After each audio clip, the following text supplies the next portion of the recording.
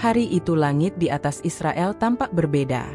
Awan menggumpal pekat meski tak ada badai yang diramalkan. Di radar militer, ribuan titik merah mendekat cepat dari arah Timur Tengah. Iran, yang selama ini menahan diri, akhirnya meluncurkan serangan besar. Rudal-rudal berpadu dengan suara sirine, memecah pagi.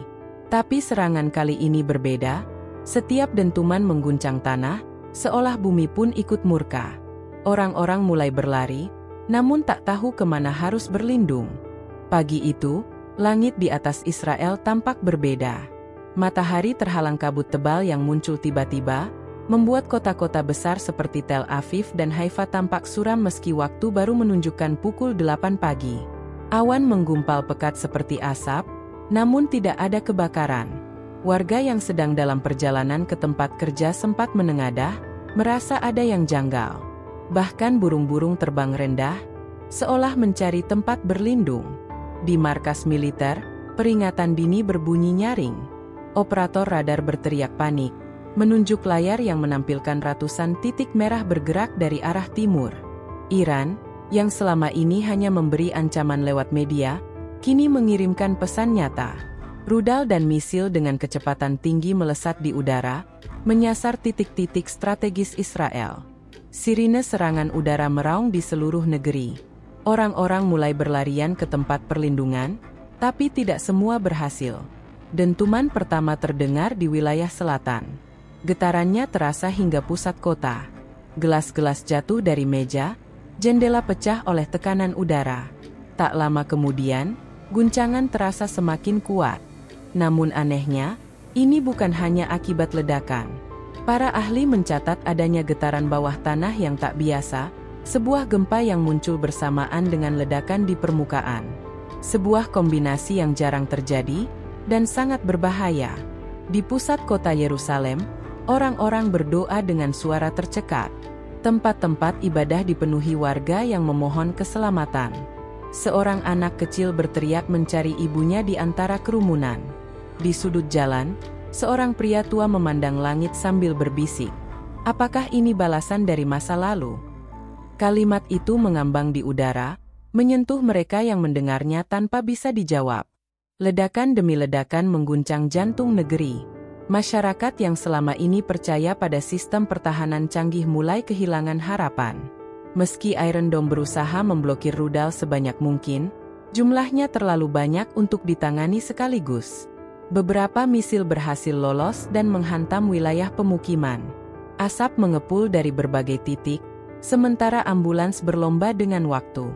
Di sebuah ruang bawah tanah, sekelompok jurnalis internasional merekam keadaan sekitar. Mereka tak menyangka bisa menyaksikan hari yang mengubah sejarah. Israel bukan sedang diserang, ujar salah satu dari mereka pelan. Negara ini sedang diuji oleh langit dan bumi sekaligus. Kalimat itu membuat ruangan hening. Tak ada yang membantah. Beberapa warga mulai mengirim pesan suara ke media sosial. Doakan kami tidak tahu ini akan sampai sejauh ini. Video-video amatir tersebar cepat. Gambar anak-anak yang bersembunyi di bawah meja, ibu-ibu yang menangis dalam kegelapan, dan jalanan yang retak akibat gempa mulai menghiasi layar ponsel seluruh dunia. Dunia pun terkejut. Bukan hanya karena kekuatan serangan, tapi karena kehancuran terjadi begitu cepat dan masif. Dan pagi itu pun ditutup dengan suara yang tak dikenal, suara bumi menggeram. Seolah ada sesuatu yang lebih besar sedang bangkit dari kedalaman. Israel, negeri yang selama ini berdiri dengan gagah, kini mulai terguncang, dari langit, dan dari dalam tanahnya sendiri. Tak lama setelah dentuman rudal pertama menghantam, tanah mulai berguncang lebih hebat. Awalnya hanya seperti getaran kecil, namun dalam hitungan menit, guncangan itu berubah menjadi gempa besar. Gedung-gedung pencakar langit di Tel Aviv tampak bergoyang, sebagian retak dan ambruk ke jalanan. Orang-orang berteriak panik, tidak tahu harus menyelamatkan diri dari mana, dari langit yang melemparkan api, atau dari bumi yang membuka rahangnya. Di wilayah utara, jalur rel kereta api patah karena tanah longsor tiba-tiba. Mobil-mobil terguling, dan jalan raya utama terbelah dua. Beberapa pengemudi terperosok ke dalam lubang besar yang terbuka di tengah jalan. Sinyal komunikasi lumpuh. Israel, yang dikenal sebagai negara dengan sistem teknologi tinggi, kini seperti kembali ke zaman gelap, kehilangan koneksi dan arah. Di rumah sakit, para tenaga medis kewalahan. Listrik padam, alat-alat medis tak lagi berfungsi sempurna. Bayi-bayi di inkubator terancam nyawanya. Tangisan bercampur doa terdengar dari setiap sudut ruangan. Di ruang gawat darurat, seorang perawat berkata pelan, "Aku tak pernah melihat negeri ini setakut ini." Tak ada yang membalas. Semua sibuk bertahan. Di kota tua Yerusalem, tempat-tempat bersejarah ikut terguncang. Beberapa dinding tua runtuh, meninggalkan debu dan puing di jalan-jalan sempit. Seorang pria tua yang tinggal tak jauh dari lokasi itu berlutut sambil berdoa dalam bahasa Ibrani, air matanya menetes. "Kami pernah menutup telinga pada jerit orang lain," katanya lirih. "Mungkin ini saatnya kami belajar mendengar." Di sisi lain dunia, Palestina menyaksikan semuanya dari layar. Beberapa warga menggelar sajadah di atap rumah, bukan untuk merayakan kehancuran, tapi untuk bersyukur bahwa suara mereka yang dulu tak terdengar, kini mungkin mulai diperhatikan oleh semesta. Seorang ibu di Gaza berkata sambil menggendong bayinya, "Kami tak pernah ingin balas dendam. Kami hanya ingin dunia tahu betapa kami pernah menderita." Media internasional mulai memberitakan dengan tajuk yang menggugah emosi. Israel diguncang, dunia bertanya, ini alam atau balasan? Demikian salah satu headline di Amerika. Video tentang masjid yang berdiri kokoh di tengah runtuhan bangunan lain menjadi viral, dianggap simbol keajaiban dan perlindungan. Banyak yang menyebutnya pertanda, banyak pula yang tak berani bersuara. Seiring malam mulai turun, Israel tenggelam dalam kegelapan. Tak hanya lampu jalan yang padam, tapi juga harapan di mata warganya. Pemimpin negara belum muncul memberikan pidato. Rakyat menunggu, tapi yang terdengar hanya suara gemuruh jauh di dalam tanah, seolah bumi masih belum selesai bicara. Gempa susulan terus terjadi, meski tak sekuat yang pertama. Di ruang bawah tanah sebuah sekolah, belasan anak berlindung bersama guru mereka. Mereka memegang tangan satu sama lain, menggigil ketakutan. Salah satu anak berkata dengan suara gemetar, "Apakah kita akan mati, Bu?" Sang guru tak menjawab. Ia hanya memeluk mereka lebih erat, berharap doa bisa menahan puing-puing agar tak jatuh menimpa. Sementara itu, kelompok relawan internasional mulai menghubungi pemerintah tetangga untuk mengirim bantuan. Namun banyak negara ragu. Mereka mengenang masa lalu, tentang embargo, tentang kekerasan yang tak pernah selesai. Israel kini tak hanya menghadapi bencana alam dan serangan rudal, tapi juga keterasingan. Dunia menonton, tapi tak semua ingin membantu. Dan di tengah malam yang sunyi, hanya satu suara yang masih terdengar jelas.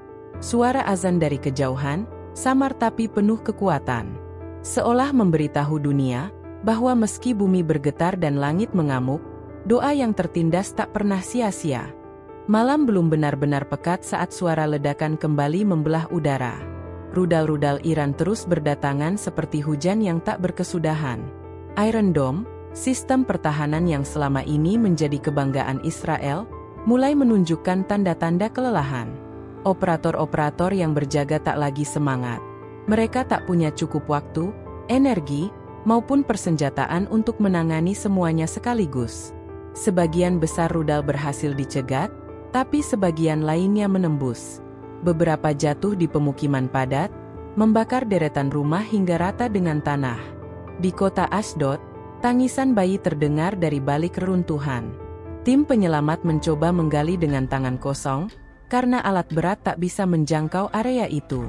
Waktu berjalan lambat. Harapan menipis di tiap detik yang berlalu.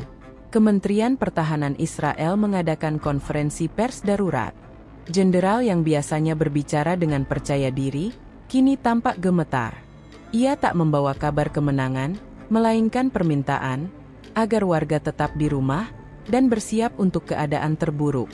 Kita sedang menghadapi serangan terbesar sepanjang sejarah, katanya pelan, dan ini belum selesai. Di markas tentara, beberapa prajurit dilaporkan mengalami gangguan psikis. Ada yang menolak memakai seragam, Ada yang hanya duduk termenung, memeluk senjata tanpa kata. Salah satu perwira berbisik pada rekannya, "Kami dilatih untuk perang, tapi tidak untuk hari kiamat." Kalimat itu menjadi simbol dari mental yang mulai retak di tengah kehancuran yang tak kunjung usai. Sistem komunikasi internal kacau. Beberapa wilayah militer tidak bisa dihubungi. Radar pengintai lumpuh karena gardu listrik rusak. Pemerintah mulai kehilangan kendali atas informasi. Di media sosial, warga membuat video tentang api yang menyala tanpa henti, langit yang terus memerah, dan getaran yang tak kunjung berhenti dari dalam tanah. Semua terlihat seperti adegan dari film bencana, tapi ini nyata, dan terjadi saat itu juga. Di sisi lain, para relawan medis berjuang tanpa henti. Mereka tak lagi mempedulikan siapa yang mereka bantu, orang sipil, tentara, bahkan tahanan yang terluka. Darurat kemanusiaan membuat sekat identitas larut begitu saja. Salah satu relawan berkata dalam livestreamnya, "Sekarang bukan soal politik, ini soal bertahan hidup." Videonya disaksikan jutaan orang dalam waktu singkat. Sementara itu, kabar menyebar bahwa beberapa pangkalan militer utama telah ditinggalkan. Bukan karena hancur, tapi karena tak ada yang tersisa untuk bertahan. Rudal yang menargetkan pusat-pusat logistik menghancurkan seluruh jalur distribusi makanan dan bahan bakar. Israel, negeri yang dikenal tangguh dan disiplin dalam strategi militer, kini kehabisan amunisi, logistik, dan yang paling penting, moral. Dalam kegelapan malam, terdengar sayup-sayup nyanyian doa dari tempat penampungan bawah tanah. Seorang anak bernyanyi pelan dalam bahasa Ibrani, melafalkan harapan dalam bait-bait sederhana. Orang-orang dewasa yang mendengarnya menunduk, menahan air mata. Mereka tahu, bukan kekuatan tempur yang akan menyelamatkan mereka kali ini. Tapi mungkin, kejujuran dalam hati dan penyesalan atas apa yang pernah mereka abaikan. Di wilayah perbatasan, beberapa warga dilaporkan mencoba melarikan diri ke negara-negara tetangga. Namun perbatasan ditutup. Mereka terjebak di dalam negeri yang tak lagi bisa menjamin keselamatan siapapun. Di atas langit, pesawat-pesawat tak berawak masih mengintai, dan di bawah tanah, bumi terus bergetar seperti menyimpan amarah yang belum selesai.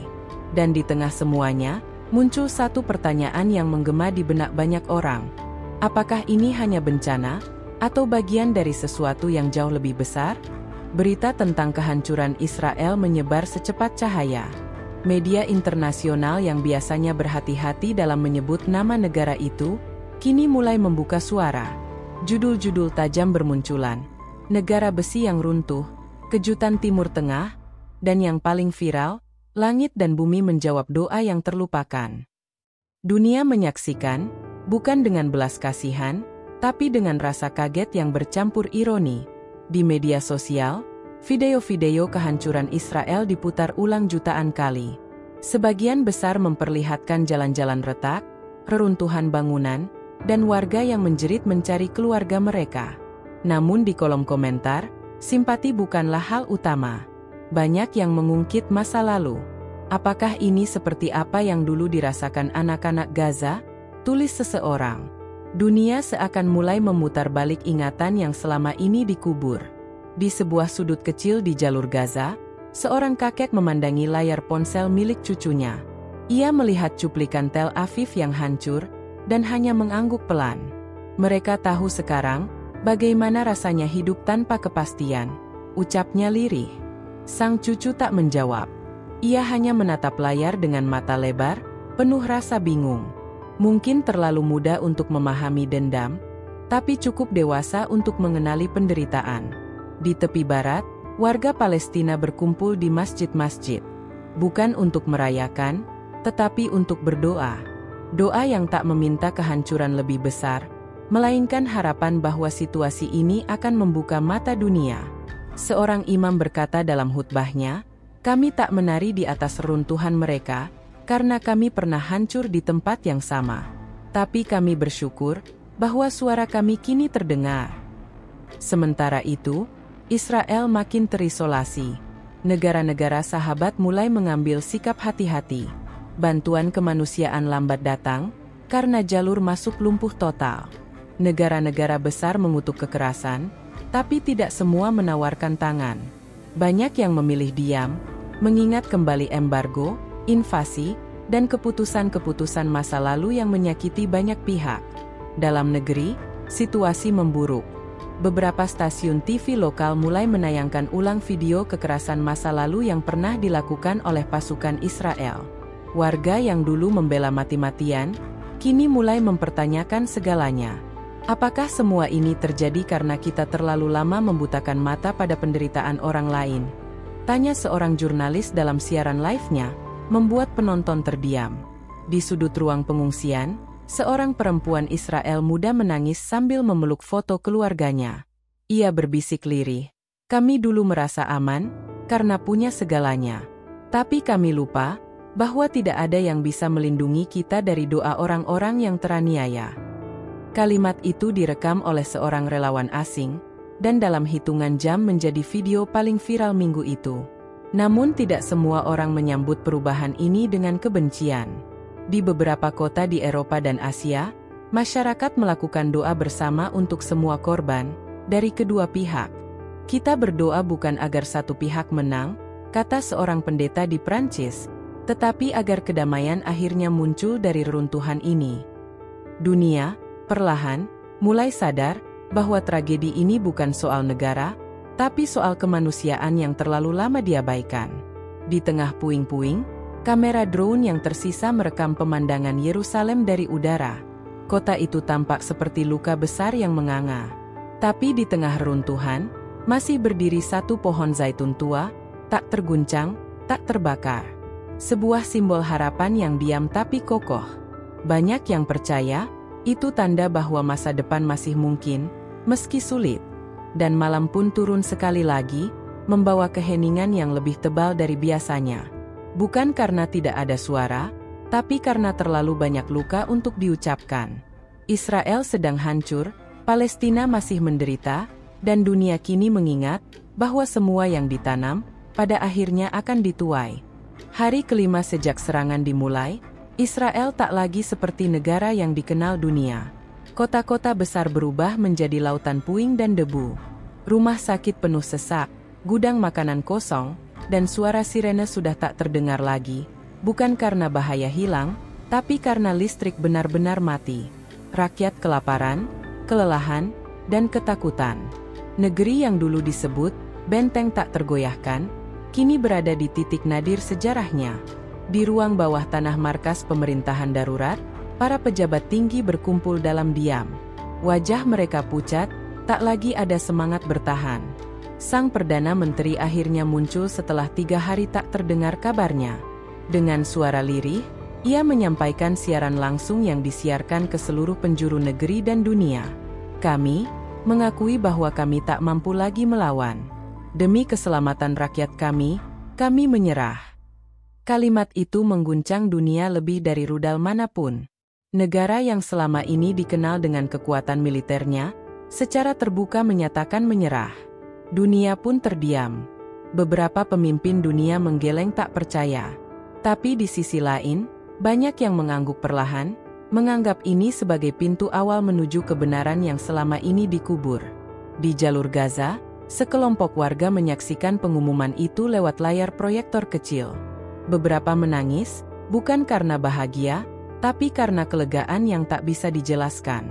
Seorang ibu berkata, "Bukan kemenangan yang kami harapkan, tapi agar penderitaan kami diakui." Suasana sunyi. Tidak ada sorakan. Hanya pandangan kosong yang mengingat semua luka masa lalu. Di jalanan Yerusalem yang penuh reruntuhan, sekelompok tentara meletakkan senjatanya. Mereka tak lagi mengenakan seragam lengkap. Beberapa di antara mereka membantu warga sipil mencari korban yang masih hidup.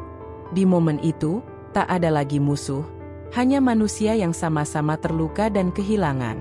Simbol kekuasaan berubah menjadi wajah-wajah yang lelah dan rapuh. Sementara itu, para pemuka agama dari berbagai latar belakang berkumpul di sebuah masjid yang selamat dari kehancuran.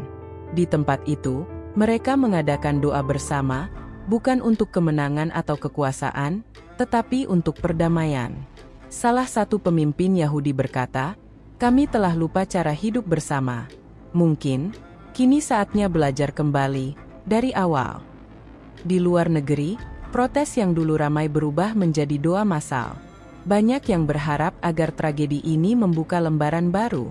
Jika bumi sudah bicara, dan langit sudah menjawab, maka kini giliran hati manusia yang harus berubah, ujar seorang pemimpin rohani di Turki. Kata-katanya disebarkan dan disukai jutaan orang di media sosial. Perlahan, bantuan kemanusiaan mulai masuk. Tidak dari negara besar, tapi dari tangan-tangan kecil. Relawan, organisasi masyarakat, dan rakyat jelata dari berbagai penjuru dunia.